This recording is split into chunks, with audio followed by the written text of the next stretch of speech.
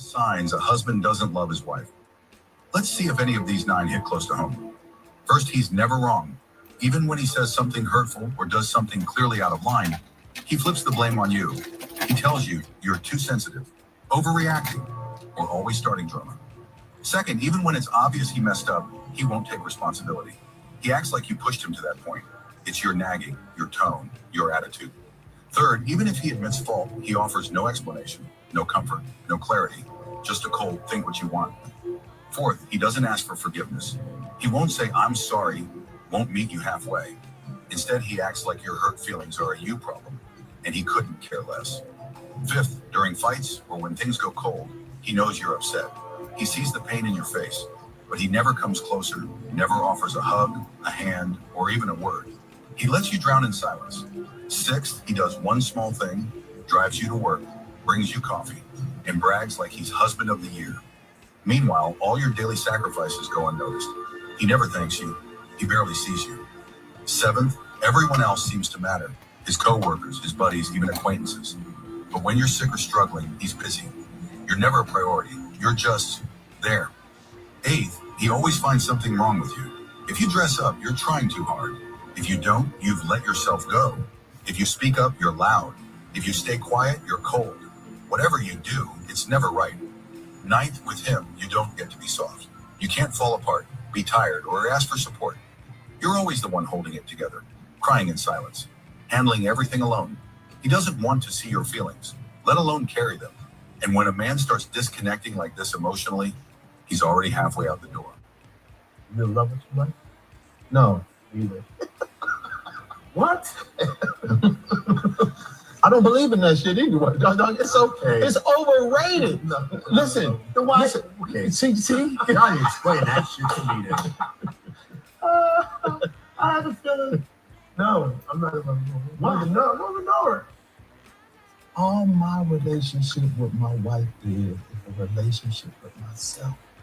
I'm just discovering parts of me, bro. Mm. We're lying to ourselves so fucking much to hold up this story or this ideal Fantasy. the fantasy without, as opposed to just really fucking dealing with what's there and accepting it Well, to the best of your ability. I understand this. Now, how do you get women to understand it? Right? But Get them to bow out of the fantasy. you get them to by you bowing out. And my wife thinks she's in love with me, probably. If someone asks her, she said, yeah. It's a buzzword. It's a concept that's been propagated, like in love, that we've adopted and creates an unrealistic expectation that we look for, and when it's not present, we feel something is wrong. What do you do when you really do realize that you are not the body type or your spouse is not attracted to you physically and you're in the marriage? I don't think I saw signs until I really recognized one day, you know, if you catch somebody looking at you and they don't realize you're looking, and he was looking at me and I could look at his face in a mirror and I did not see him like excited. It almost looked as if he was just okay with it. It was nothing exciting. I've been around a man who loved me, and just every time I walk by, he touching me, you know. And this man loved with a lot of words and said a lot of things that felt good. And so even though I didn't feel the passion between us, I just thought that eventually he'll get there. Says, men are more visual lovers. Women will overlook a belly. We will overlook even if he ain't great physically or sexually. We will overlook and love them right where they are. Most men, that is not the case. They have to be physically stimulated by you. They can tolerate, they can do things to help them get there, even if they're with somebody they're not physically pleased with. But why would you want that, Sam? Why would you want to stay in a relationship where you know your husband has no passion for you? And from what you said, he cheated on you before. And as you guys get older, you feel like their level of disrespect is getting bigger. And I think when we are young, we don't know how to vocalize what we're feeling. We do little behavior things. And then as we get older, we start saying things. And some people never verbally say it, but they say it with their actions. So, however he communicates with you, there's something in you telling you that this particular woman he's with is different. Why wait for him to call it when you already know all these things going on that you don't choose to move forward in your life? You're waiting for him to pull the rug from under you when you can prepare yourself to make a move for yourself. He does not have to make a decision in this. He can let it be like this for years while he's doing whatever he's doing. Or you can start living a new life and finally find someone who loves you with passion and who is pleased by your appearance.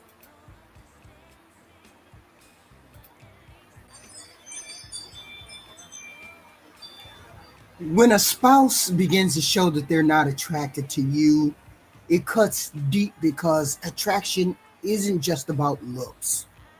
It's about feeling wanted, respected, and valued. Over time, especially if they make subtle digs, withdraw withdraw affection. No, especially if they make subtle digs, withdraw their affection, or act like your presence is a burden. Coping starts with protecting your self worth. You have to remind yourself that their change in feelings doesn't define your beauty, your worth, or your ability to be loved. It's also about calling it out early, respectfully so, but directly, right? So that silent resentment doesn't build and turn into emotional rot in the relationship. If the disrespect continues, coping may mean creating emotional boundaries so the rejection doesn't eat away at your mental health.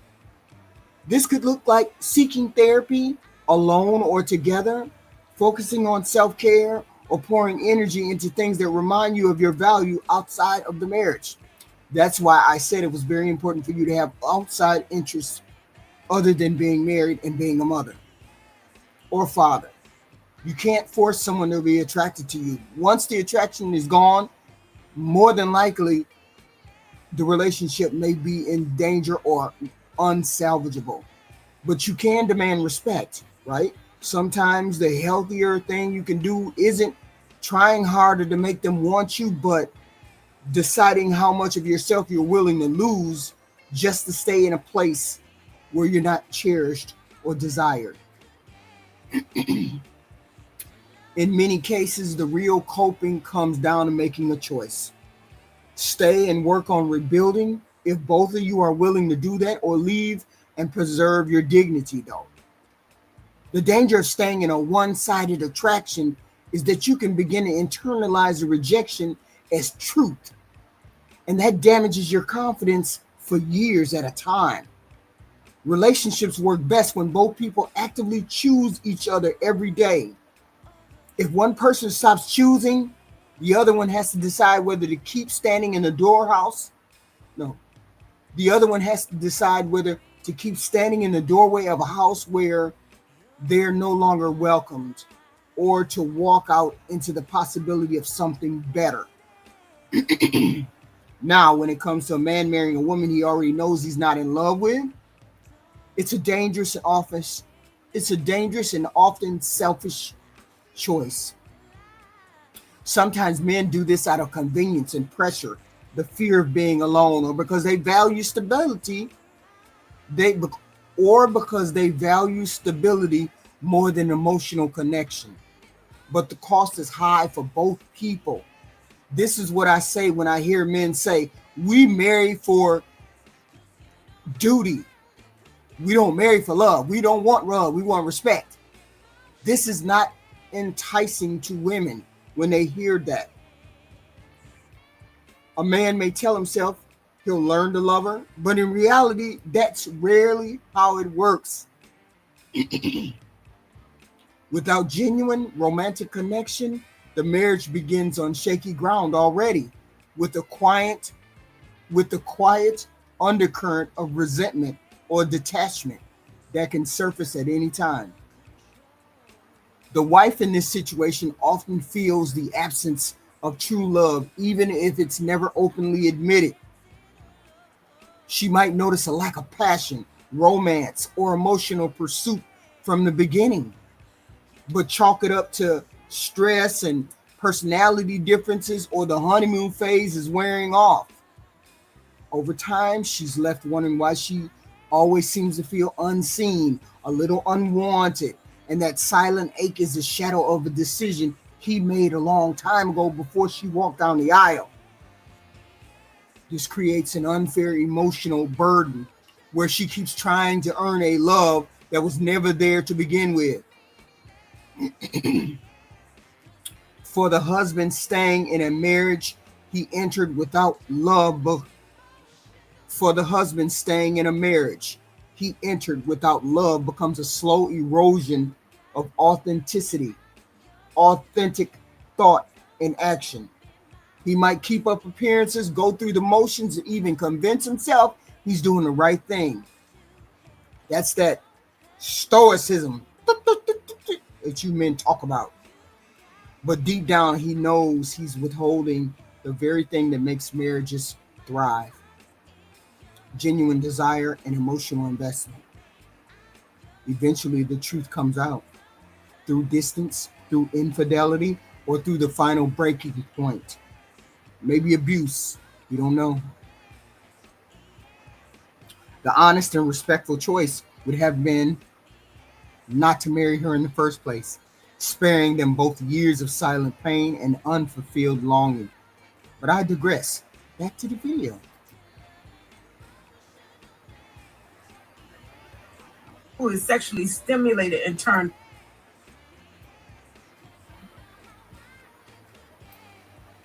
want you to experience that kind of love.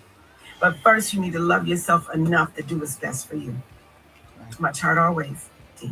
Most men don't love their wife. They're in love with the idea of their wife. That's why when their wife comes to them with a problem, they have to fix it. See, if I can take care of this, then I'll be good enough, and then my wife will want me. And that idea is uplifting. Feels so good.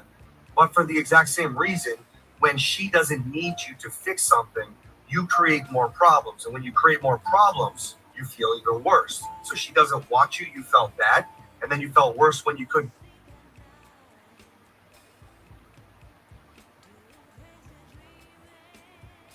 It feels so good.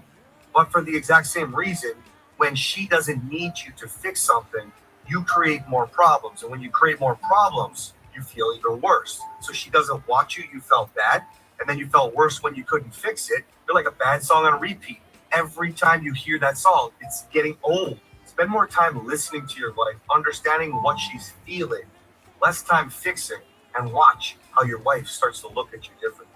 Moralmarriage.com. Go get your wife. None of it was real. A lot of men probably wouldn't say this. So I do attend counseling.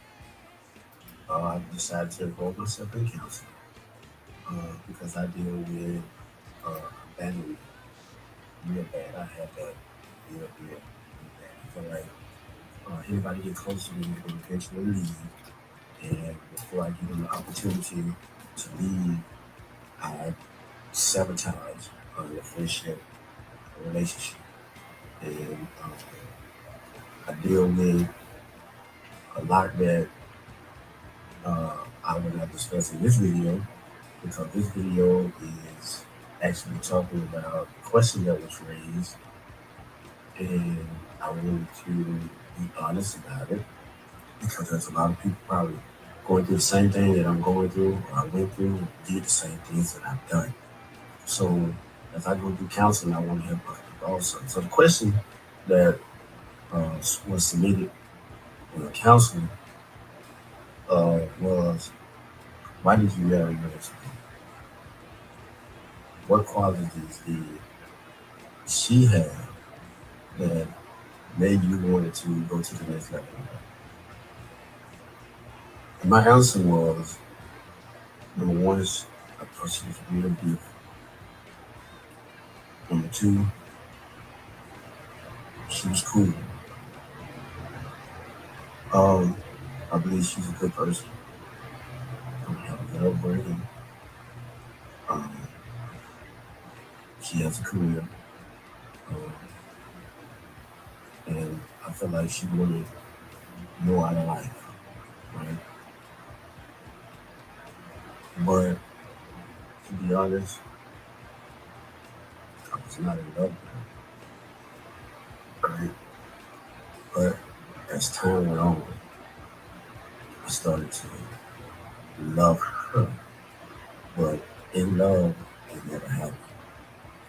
She was a friend for 11 years, and we ended up getting married. And I thought that as time went on, we were going to fall in love with each other.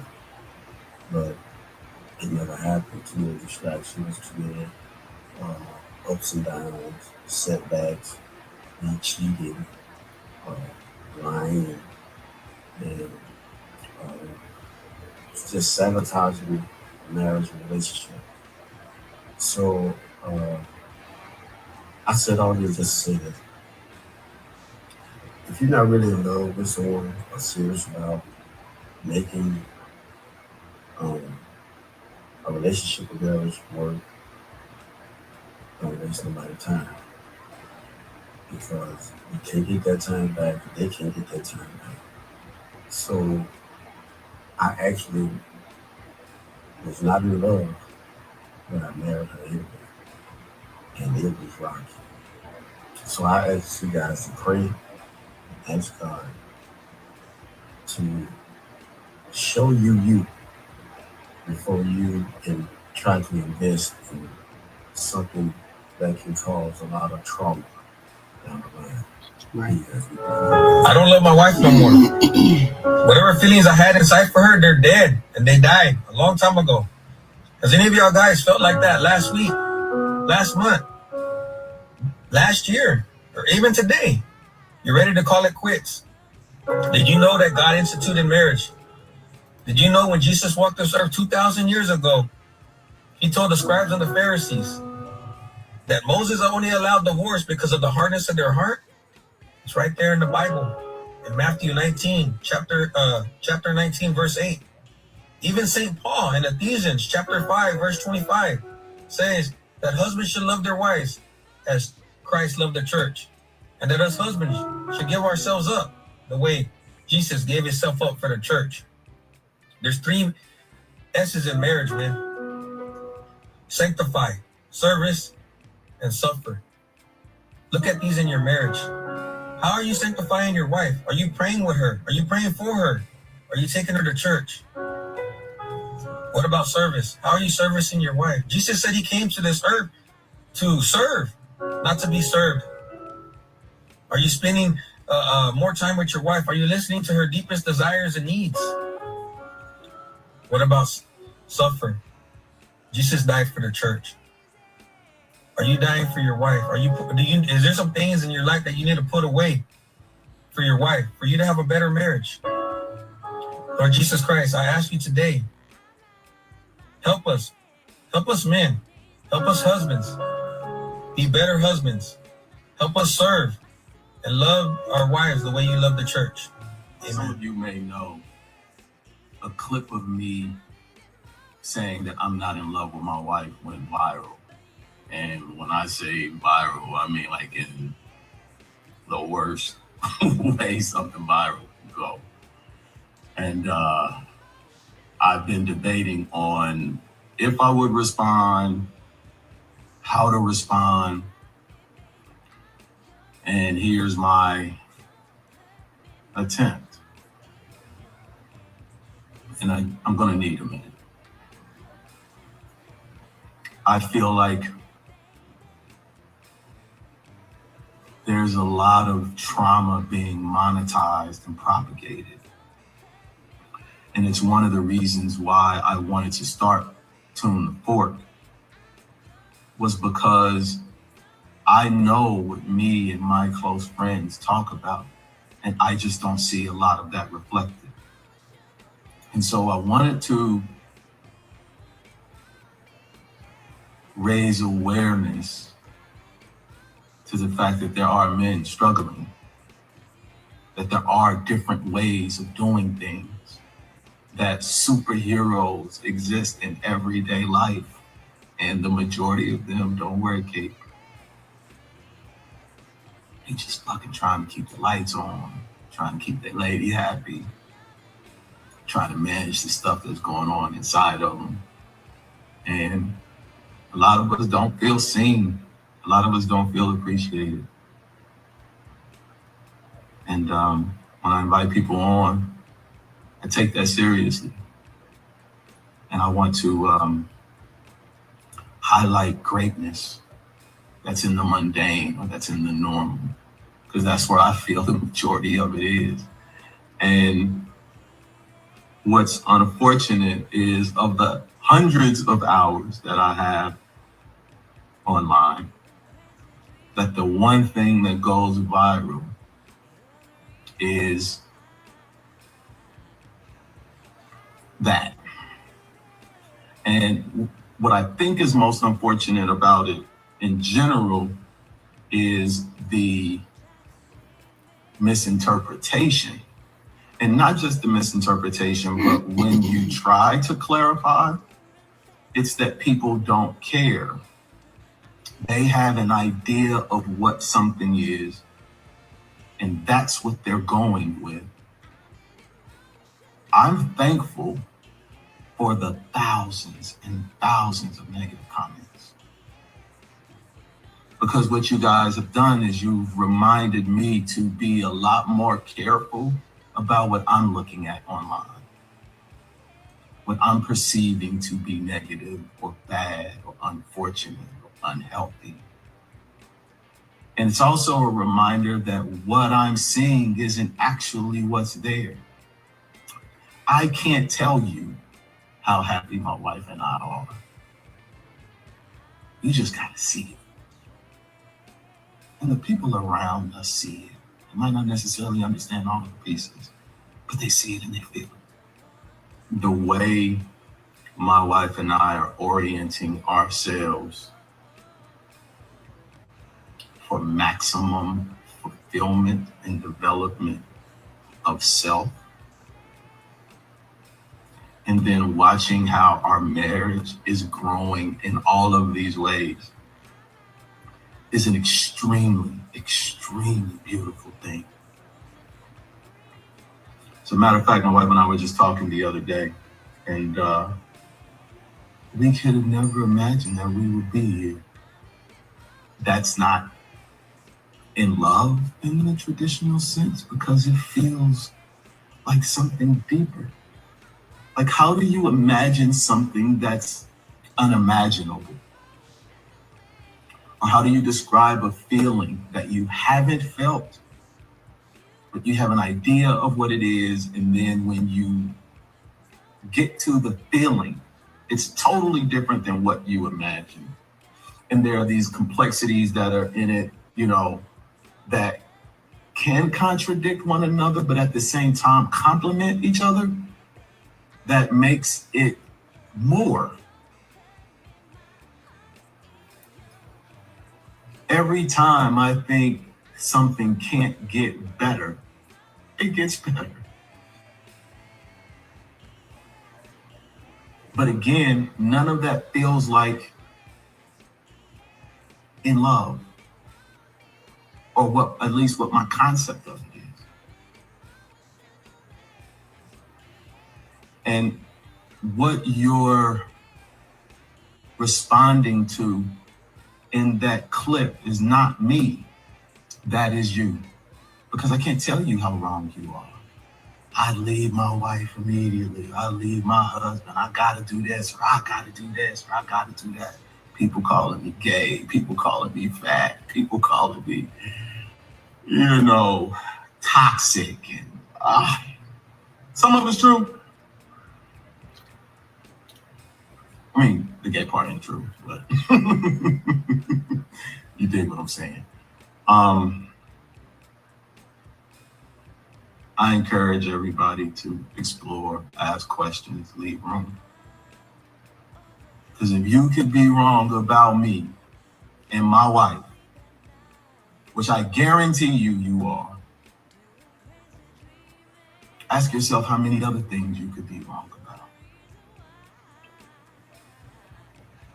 Peace.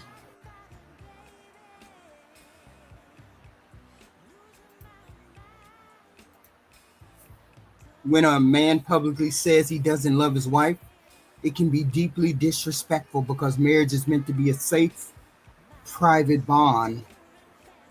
Even if the feeling is true, broadcasting it to the world often strips away the other person's dignity.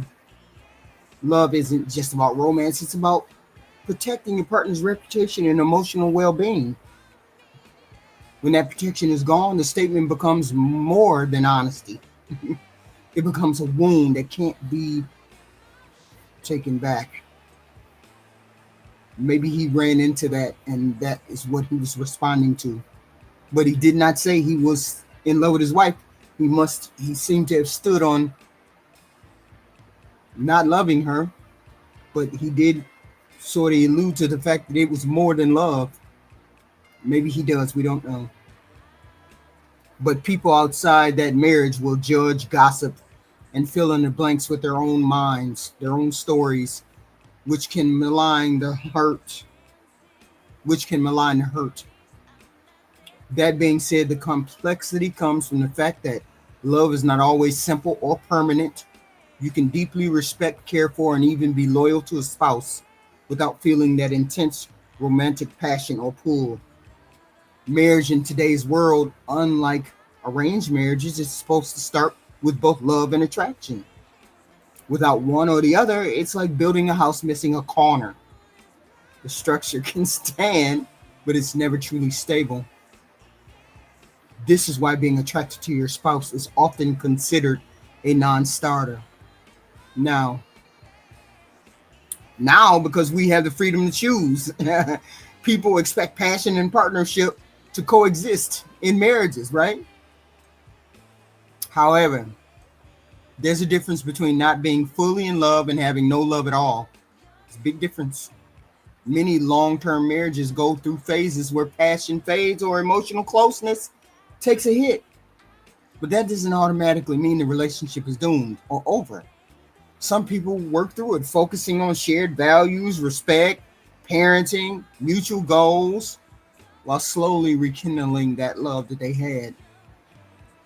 Others find that the absence of romantic love becomes too heavy, eventually tripping the marriage up and making resentment take hold or detachment move in. The real challenge is knowing whether you're in a temporary dry spell or a permanent emotional chasm in your marriage. So when discussing not fully being in love with your spouse, it's important to consider how and why that conversation is being had, though. Doing it with sensitivity, privacy, and willingness to work towards solutions shows maturity and respect. I wonder if his wife knew he was going to say that. Doing it publicly with that bluntness and that cruelty only serves to humiliate your spouse. The inside of a marriage is layered with shared history, personal sacrifices, mutual investments that outsiders will never fully grasp. That's why these conversations need to be handled with care. Not just for the sake of the partner being spoken about, she wasn't there, but also for the integrity and humanity of the one who is speaking. Woo. I wonder what that conversation was like when he got home.